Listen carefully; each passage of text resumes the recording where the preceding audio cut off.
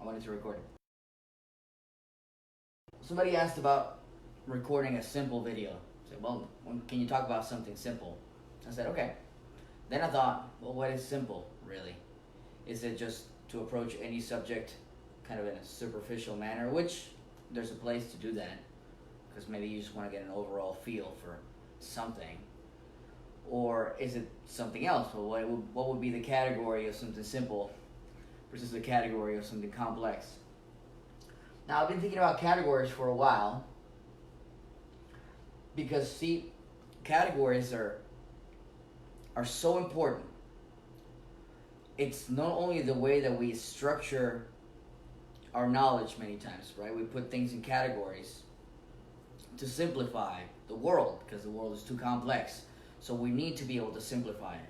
So we put things in boxes, we divide them, we compartmentalize them so that we don't have to think about every object, every entity, every situation, every person from the ground up, right? From the bottom, from the fundamental presuppositions all the way up. It would take too long and it would be taxing or perhaps even impossible.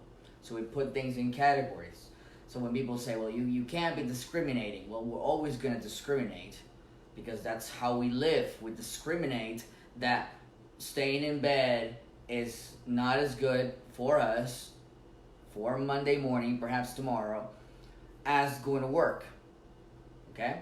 So, but this is not a political video. It's I don't even know what kind of video this is, but it's something. So I started thinking about categories, and categories, like I said, are not just fundamental for the way that we think, but categories are fundamental for the way that we perceive. We literally perceive the world in categories.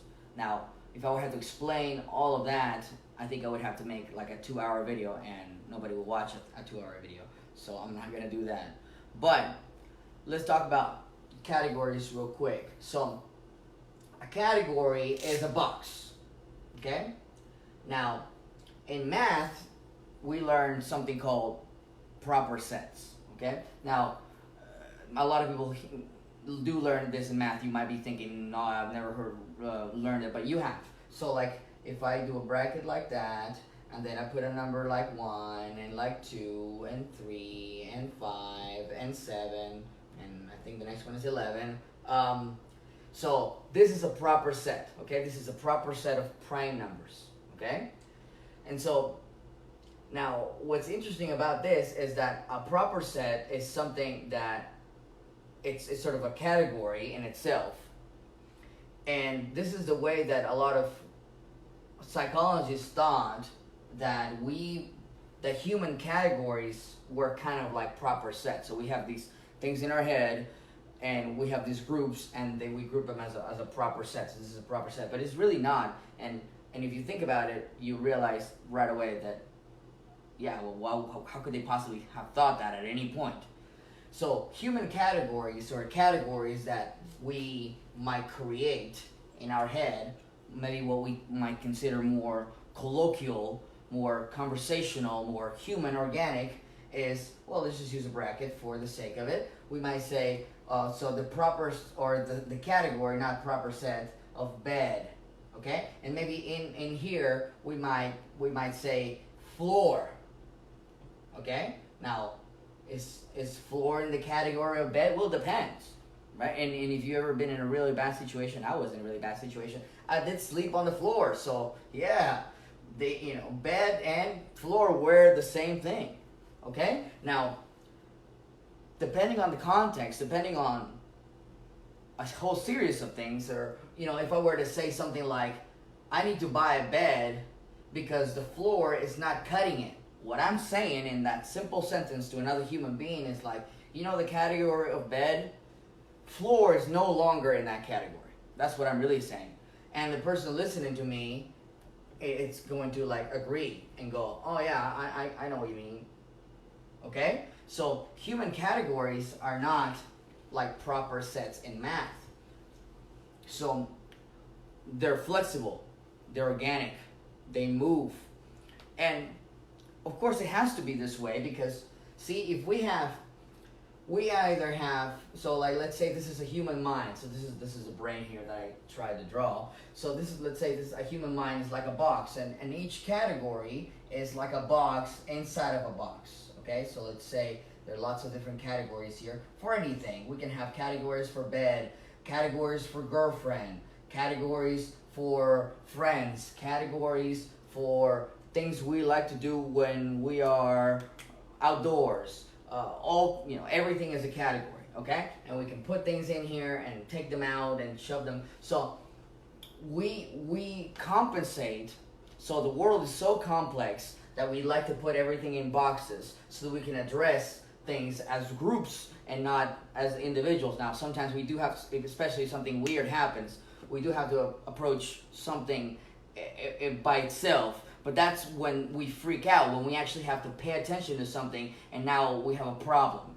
Okay? So generally, though, we approach this as a group. Okay, the category of books, right? So I have a whole bunch of books here. So they fall in this category, for example. And so I'll approach that as a whole. So if you ask me something about books, if somebody asks me, well, Gabe, have you read all those?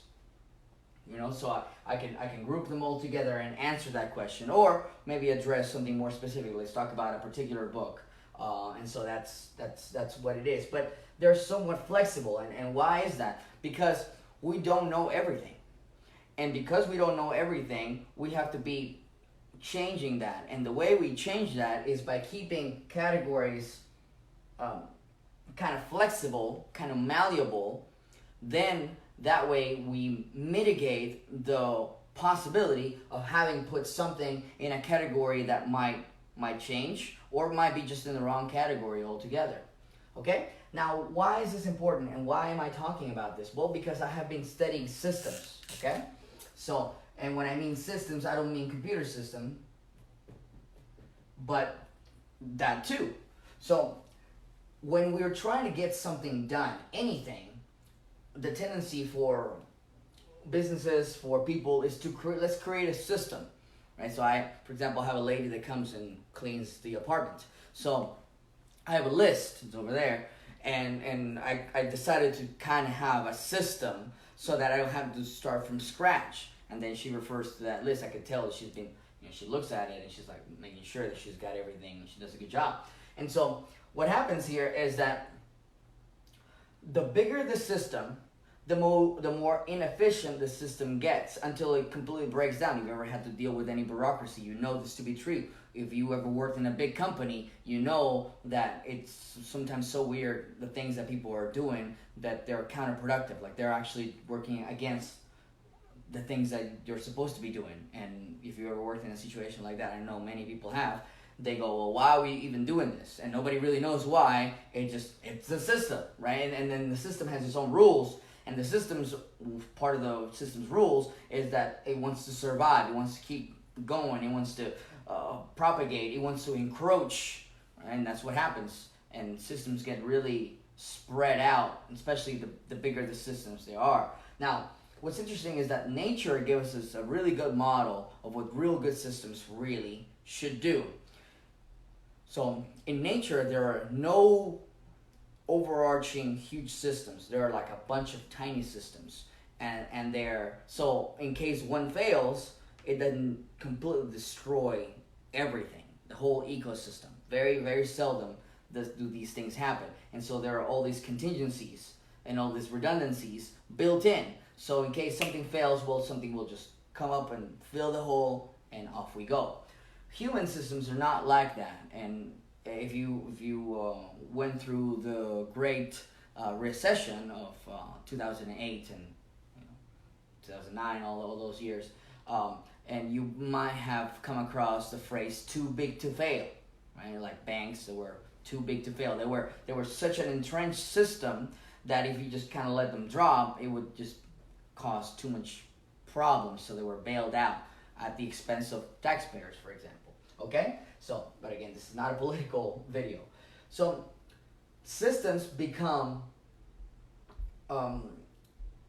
especially the bigger they are, and I've talked about this before, the solar price has what's something called Price law. Okay, so Price law states that the square root of the members do half the work.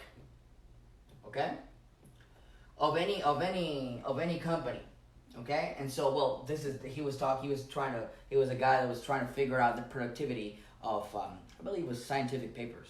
So, but this turns out to be pretty reliable, and I found this to be my consulting very reliable. But it kind of makes sense if you have like small group of people. So if you have, let's say you have a company of 4 people, right, and then 2 of them do half the work. Well, that makes sense because they're half, 2 is half of 4. But this starts to get really weird and really skewed when you consider that if you have 10 people, now 3 of them do half the work. Okay? Okay, well that kind of makes sense still, sort of, right? Maybe you have the 2 founders and then 1 project manager. Between them, they do half the work, and the other 7, they do the other half the work. Okay, that's fine. But then when you have 100, now 10 people do half the work. And then when you have 1,000, now 30 people do half the work. Now this is weird. 30 people do half the work out of 1,000, and you better believe this to be true. And so this is what happens. This is the reason why a lot of big companies, like, they just disappear, right? This is a big system. And I don't even know if, and maybe it's just my inexperience and I need to know better, but I don't even think that you could even make a system of 1,000 people work. Okay? Now there's something called the Dunbar number. Okay, Dunbar he was a social scientist that basically said that human villages, human groups were, and even the human brain sort of evolved to deal with a group of about 150 people. Okay, so for me, right around there, and it's kind of funny because I was thinking about this when somebody asked me, well, Gabe, what kind of companies you work with? And so I said that was around the number of people, the number of employees in a company where that's sort of my cap. I don't like working with more than that. I have, but as a part of a team, but not like individually, because it starts to get really weird once you get in these higher up numbers, because it's systems, okay? And so what does this have to do with categories? Well, just wait and see. This is what I connected in my head, and I thought, man, I better put this somewhere. I better record it. I better do something with it, because I think I found something else, something interesting. So if you see, this is the mind, okay? And so these are the categories. Now there's a space, there's a gap between categories, okay? And so because there is a gap between categories, when you try to move something from one category to another category, so let's say from here to here, irrespective of which category is which, that doesn't matter right now. So if you try to move something, then that experiences friction. Okay? So let's consider a thought experiment. Push this aside. We'll go back to this in here in a second. So let's say we have a completely unified, I don't know how to call this, a completely unified consciousness, a completely unified, let's say a category that involves all categories and it has 100% of the information in here, right? Again, this is a thought experiment. This isn't real. This is hypothetical, okay? You have there's nothing outside of it. Everything is already inside, okay? And so let's say there's all kinds of different pieces of information here, okay? And because everything is contained, again, this is hypothetical, then anything could be communicated to anything else with 0 to no friction. Okay? So that's all the information communicating with itself because it contains everything. There's nothing outside. In a regular mind, there are more things outside than inside. Okay? There are always infinitely more things that we do not know versus things that we know. But let's say in this hypothetical scenario here, everything is contained here, okay? Now, I'm not talking about something supernatural here, not necessarily. I'm not talking about a deity here. I'm not talking about God here, but it's almost the idea, okay? The idea that if you contain everything, and you have all the necessary information and the access with it, and not only that, but you're integrated, because that's another thing I'm going to talk about here in a second. Then this is the very essence of let's call it 100% productivity. Okay? Now, again, I'm not talking about God here, but that's kind of the idea. So this entity that contains everything in this big category where everything makes sense and everything is integrated and everything can communicate with each other with 0 to no friction, would be completely, absolutely productive. It could basically accomplish anything. Okay? And this is because we're talking about systems, which systems are made so we accomplish things. Okay, I don't mean to get weird, but I'm just saying, if friction and disintegration, compartmentalization is what makes something not as productive as it could be, well then the opposite is something that's completely integrated and it contains everything and it has no friction. Okay, so that's what I mean. So there's friction between these things. Okay, so this is inside of a single human head, okay, of a single mind. Okay, and we know this neurologically. We know this from cognitive science. We know this from I'm Anxious here by Dr. LaRousse. He's a good one. A lot of good information here. We know this from neuroanatomy, that the brain is not integrated. It's not like, we think of our head, well, our head is just our one thing, right? But it's not. We have like subsystems. So this is actually the best way to think about it. So we have subsystems inside of our head. And the subsystems have their own agendas and have their own motivations and have their own emotions and have their own routines, okay? So, and I can prove this to you really, really easily. So there's one part of you that loves to eat like sweets or like just, junk food or, food, okay? But then there's another part of you that, wants to look great, okay? So let's say hot. I want to look hot, okay? And then there's conflict between these, of course, right? You've experienced this. I think many of us have experienced it. And if you haven't, well, good. But I think most people have. And so there's conflict between the part of you that says, I want to eat just any pizza, let's say, right? Just pizza with a whole bunch of cheese and just this thing is melting and just awesome, right? And then the other part of you that says, man, I want to look, great, and I can't be eating that, and so there's this battle, right? That's the friction, okay? And there are many subsystems like that, okay? Now, this is not the same thing as drives, okay? And I have to make the distinction because it's subtle, but it's important. Because, if you think so, drives, when people talk about drives, and people still do. For example, people talk about the sex drive, right? And that's a subsystem here, right? Your need for sex. And then there might be another subsystem here that, is aggression. And the reason I'm bringing those out is for a reason. We'll talk in a second. And so all these things, food, companionship, friendship, all these things are subsystems. But the problem is that they're not cohesive. They're not integrated.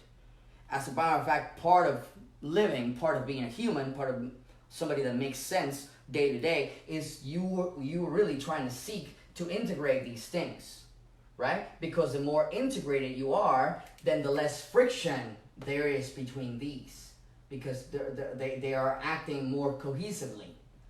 And therefore, the more integrated these things are, the more productive you can be, because you're like one machine that moves towards one purpose, as opposed to, all these pieces that kind of move, but then other pieces want to move back, okay? So the distinction between drives and personalities is that, so when you talk about drives, that has to do a lot more with a branch of psychology called behaviorism, okay? And behaviorism was very popular for a very long time. Guys like Pavlov, Skinner, these guys that basically train animals to do these crazy things based on stimulus response. And so behaviorism is a very interesting layer of psychology. And they had a lot of things right because there are a lot of stimulus response things in psychology. But there's more besides that, okay? So the reason that a drive is different than a personality is because a drive is something that responds to stimuli, okay? Like sort of like automatically. And that's the way that many scientists thought that, well, animals, and many times animals do behave like that, and many times humans behave like that, but that's not the only way they behave. Okay? Now, a personality is a little different because a personality, each one of these units is a personality. It contains not only stimulus response. So, for example, if I have let's talk about the food drive, so we don't talk about the sex drive and keep this PG-13. So, food, the food personality. So the food drive would say, okay, I'm hungry, so I'm going to walk 20 steps, 30 steps to the kitchen, and I'm going to go to the refrigerator, I'm going to open the door with my right arm, and I'm going to reach out with my left, very mechanical, but it's not so, because a million things can happen when I go to the kitchen. I can realize that I have no food, I'm trying to decide what's important for me, and that's actually what a personality really does. I start to plan things ahead, and I start to perceive the world. Once I embody this personality, right, because maybe I'm getting hungrier. Right now, actually, I'm thirsty, and I'm thinking, man, I should have brought a bottle of water. I should have one here so I could drink it. And I'm thinking, is there one nearby? There's one over there, but I don't want to go scream, right? All these things. So it's more acting like a person, like a sub-person. It's almost like if you think about the Roman or Greek version of the gods, right? So like they had a god of wine, right? Bacchus. And so it was sort of thought that these gods would just like embody humans, because it almost feels like that. If you ever like gone on like a binge eating, or let's say Bacchus, a binge drinking thing that you just go and you just get plastered, and you go to the next day and you like, what the heck happened, right? And so that's it, they kind of felt so, because it really contains all these sort of nuanced things. Okay, so when you think about a person, when you say that somebody has integrity, okay? So let me write it down here. Integrity. So what is integrity? Something that has integrity, something that's solid, something that's together, something that it's not pieces of, but it's together, right? Well, it's someone who has managed to grab all those little pieces and bring them closer together, right? Closer to that thought experiment that we were doing about the category that would have all categories, or the entity that would contain all entities and all information, okay? So it's the same thing when you think about, when you hear the word wholesome entertainment. Wholesome, right? It's whole, right? And we know we all do things that are counterproductive to what or to maybe many large part of us want, right? So for example, you ever heard someone talk to themselves like, I gotta control myself. Okay, so I have to control myself. So which one is the I and which one is the myself? Are they two different people? And when somebody says to you, I have to control myself, you don't ask them that. You automatically know what they mean because you experience it too. You experience part of yourself pulling you one way, and then another part of yourself pulling you the other way. So I just thought this was important, because then this is the reason why a two-people team can be more productive than a 20 or a 30, certainly a lot more productive than a 500-people team, okay? Because of friction, okay? Because there's going to be friction inside of a single mind, okay? Now, there are many people who are a lot more productive than others, but it's basically because of this. So I'll give you an example. When let's say you don't want to experience friction between food and let's say the other drive is health, okay? So there's friction between the two. Now, a person that can bring these together, sort of like this, health, and inside of health, there's food.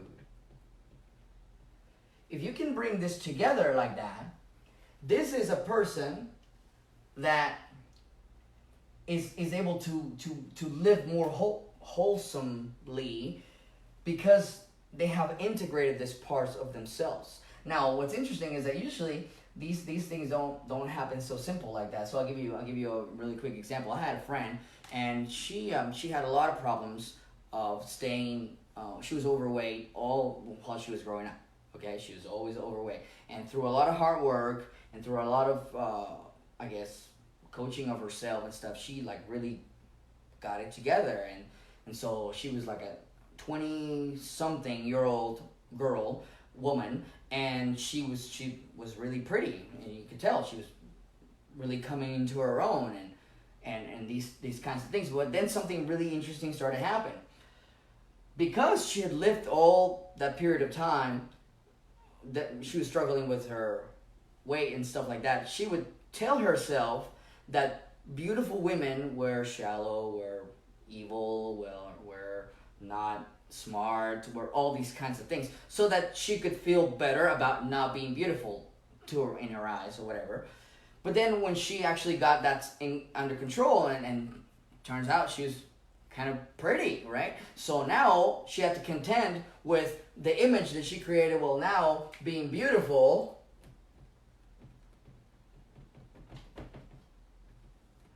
And this were causing friction, so it was conflicting. So anyways, that's just a quick example of how these entities start to create friction. Now, this is inside of a human head, okay? Now, you can have a really productive person that's pretty smart and can get a lot of these things happen, because inside of a system, inside of their head, which is a system in itself, they can start to manage all these different friction points, and then maybe start to unify a lot of these, okay, and then start to have bigger ones, kind of bringing them together, okay.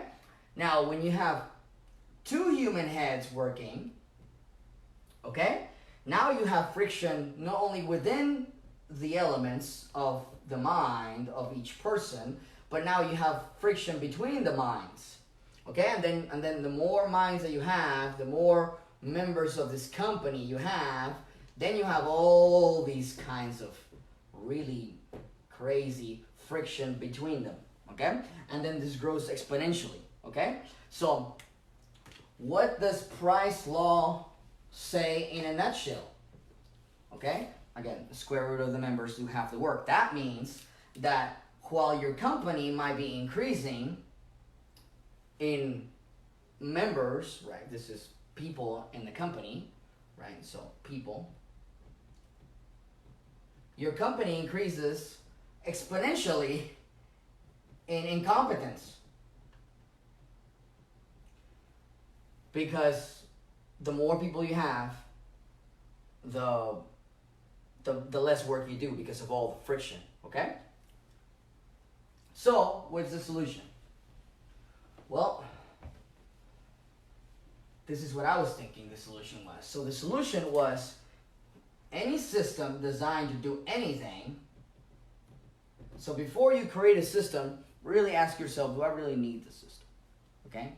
Is this absolutely like, because a system will, again, create a life of its own, and it will just, so like, this happens a lot. For example, let's take the school system, right? School system. And so the school system says, okay, the function of the system is we're going to educate all these people, and so that they could be better, they could learn some stuff, and then they'll be ready for college, and then they will get a degree, and then they'll be better off, okay? But really the purpose of the system is not that. The purpose of the educational system is to teach people. That should be the purpose. But when you start creating this big infrastructure of things, then diplomas and test scores and all that takes over, and then everybody's following the system without realizing, wait, we're not accomplishing what we said we were going to accomplish. Okay, this is very typical of systems. So first ask yourself, do I really need the system? If you definitely need the system, then my advice is to keep it simple as possible. Okay, and with as little people as possible. Okay, so few people, because the friction will grow exponentially. Okay, and then my controversial input is that anything larger than 150 people probably won't work very well. That's my controversial. And so if you can't manage it with 150 people, then I think what needs to happen is really you have an ecosystem. You have a case of an ecosystem in which that system is just part of these other systems. Now, this gets really tricky. I haven't figured this out, and perhaps it's my ignorance, and maybe I haven't had enough experience to know this, and so this is where I am so far with this. But very important to keep it simple, to have few people, and ask yourself, do I really need the system, right? Because of the friction that the more people you have involved, the more pieces that are kind of wandering around, then the harder it will be to actually accomplish the goal that initially you've set out for the system to solve. So I think that this could be a great proposition. Instead of thinking to yourself, well, I need a system to help me do this and this and this. I think maybe if you flip it around, you might be able to get some much better results. So instead of that, you can think of, okay, what is it that needs to get done? What does it need to get done? And then, what are the fewest things, fewest people, fewest members that I can have to get that, to make that happen, okay? So I have a friend, she's considering having me as a partner and stuff like that. And I remember just recently, I think it was like last week or a couple weeks ago, she asked me, so what are you going to do? And I couldn't answer that question. So I kind of dodged it but then I thought about it later. And then I realized why I couldn't answer the question. Well, because I don't know what I'm going to do. I know that when I get there, when we see the different issues and the problems, I'm going to come up with an idea to solve it or to organize it or whatever. But it's not like I have a step-by-step system, okay? Because it's like inside of my head.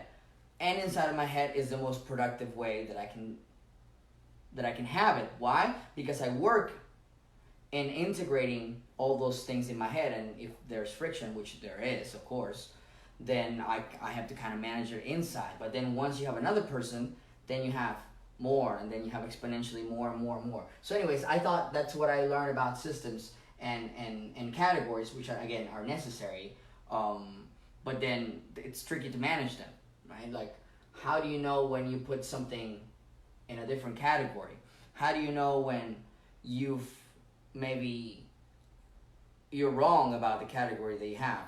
For example, a category like things that I should be paying attention to in my business, or heck, this is an even more important category, things I should be paying attention in my life, right? And then something happens in your life, and then everything comes down, crashing down, and then you go, oh wow, that was the thing, it should have been in that category, but it wasn't. So yeah,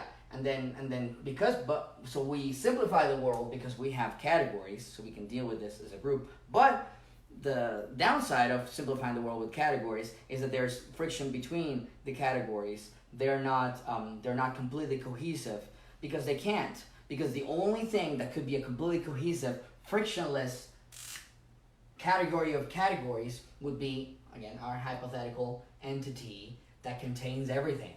Everything is in there. So, and if everything is in there, yeah, then productivity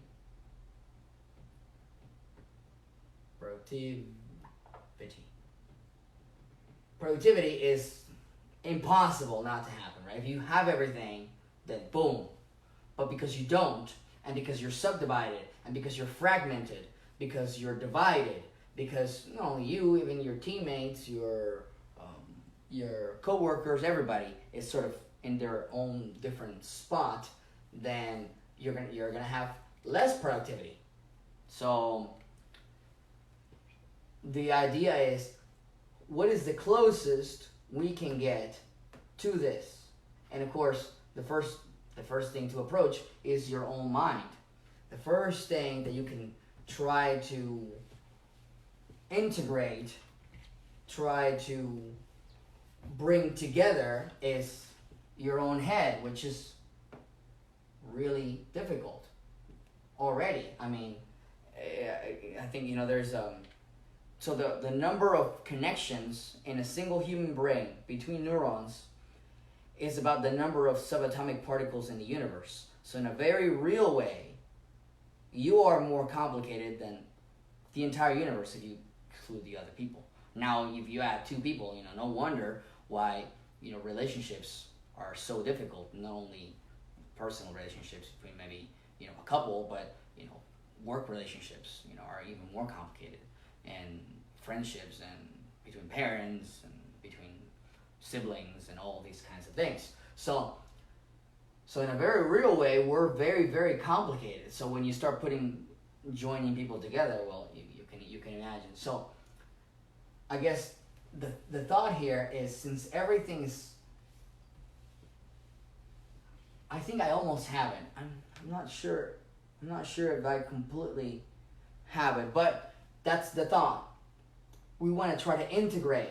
So the more integrated that we are, and this is why we might work better with other people, because we naturally maybe have even overlapping sections of categories. As a matter of fact, we have to, because that's the only way we understand each other. One of the categories in our own head might be language, and the way we organize language might be very similar, and so that's why we can communicate with somebody else. If you have different categories for language than somebody else, that means they don't speak the same language you do, in which case working with them and being productive will be a lot harder. Anyways, so I think it was clear, or as clear as I could make it before I went to bed, that productivity is related to, maybe there's a formula there. That would be interesting, wouldn't it? Right? So productivity, and again, I'm trying to figure this out as I go. Productivity would be equal to something like